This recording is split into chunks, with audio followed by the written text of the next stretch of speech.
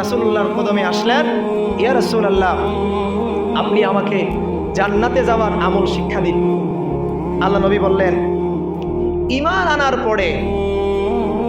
আনার পরে সুন্দরভাবে সঠিকভাবে তুমি প্রতিদিন 5 ওয়াক্ত নামাজ পড়বে। সুবহানাল্লাহ বলে।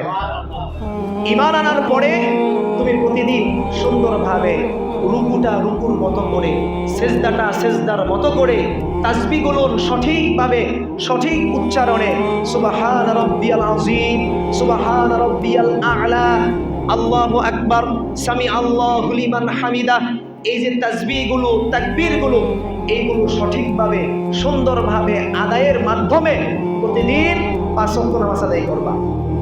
সাহাবী বললেন, রাসূলুল্লাহ, আমারে আরো কিছু আমল শিক্ষা দিন। আল্লাহ নবী বললেন, 5 ওয়াক্ত নামাজের পাশাপাশি যাকাত আল্লাহ ফরজ করেছেন। যদি তোমার সম্পদ থাকে, খুশি মনে প্রতি 1 বছর অন্তর অন্তর তোমার সম্পদ থেকে খুশি হয়ে আল্লাহর রাস্তায় যাকাত দিবা। সাহাবী আবার বললেন, রাসূলুল্লাহ, আমাকে আরো কিছু আমল শিক্ষা দিন।